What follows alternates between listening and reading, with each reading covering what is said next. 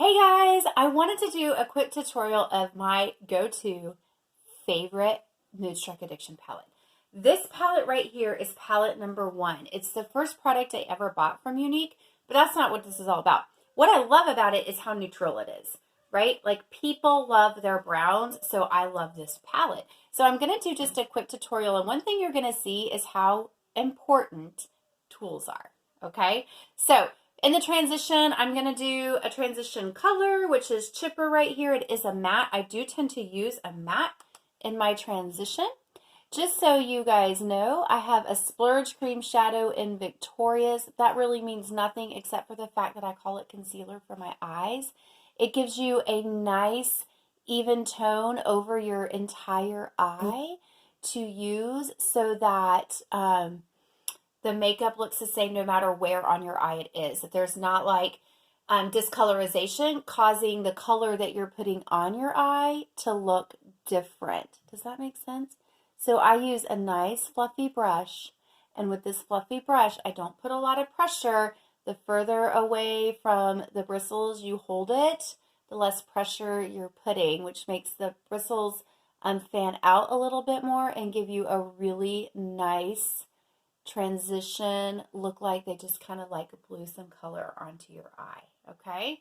So I just went and did the other eye. I didn't think you guys wanted to watch all about, like exactly how I do that, so I just went ahead and did that. So the next thing I'm going to do is I'm going to take this darker color, Forthright.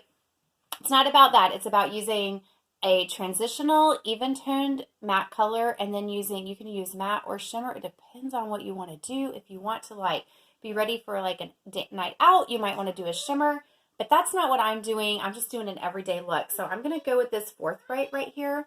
I'm going to use this brush. You guys are going to hear my 2-year-old in the background, just so you know. I'm going to use this kind of fluffy crease brush. I did just clean it off, but it still has a lot of color on it, but the color it has on it is the color I'm going to use. So I'm just going to take this color and just a little bit, but this brush picks up a lot of color, just so y'all know. You see how much it picked up? I'm going to like tap that off. I'm going to go just right here in my outer corner up into my crease.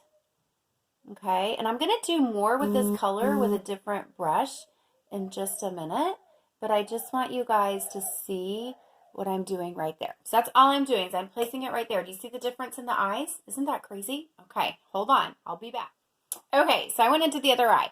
Don't worry about the fact that it looks kind of messy right now. We're going to clean that up, and I'll show you how. But what we're going to do next is we're going to take that same color, and I'm going to use kind of a finer point brush. This is called a crease brush. I'm not using a liner brush because I kind of like the smudged look, and this gives you the smudged liner look by using this brush without having to think too much about smudging a liner. Does that even make sense? I mean, it makes sense to me, but so that's what I'm going to do there. Then I'm going to take this same, not adding anything to it, I'm going to take this same brush and I'm literally just going to kind of like clean this up a little bit right here. Now here's the deal, y'all. If you don't want to go this dark, you can take that chipper that I used, that lighter transition matte color, and use just that, and then go under your eyes, the darker color, not necessarily have like a darker color in your outer V. You don't have to do this darker color in your outer V. I just like the way it looks. And then when you add one of these two colors right here, it really gives it a pop. So I'm actually going to go with Brassy today, just because of kind of what I'm wearing. And I'm going to put that Brassy, I'm going to pat it with this brush. And do you see how close to the bristles I'm holding it? That's so I have more control over the brush, and I'm just patting it into that rest of the eye that doesn't have any extra eyeshadow on it right now. And what that is doing is it's helping with that messiness that we had right there. Okay?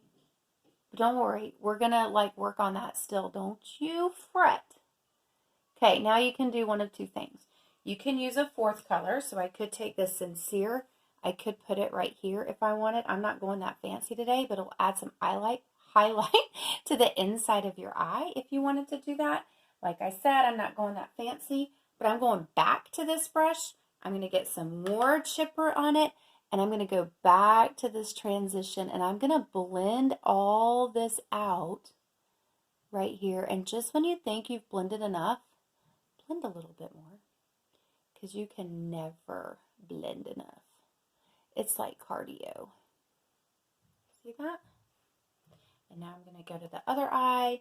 Going to do the same thing. I'm going to blend this out some more. Blend, blend, blend. Blend all of this out.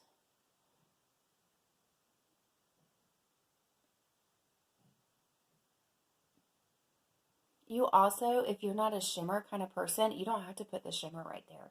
There is a matte color in here that you could use that's just as pretty. I personally like a little pop of shimmer right there on my lid.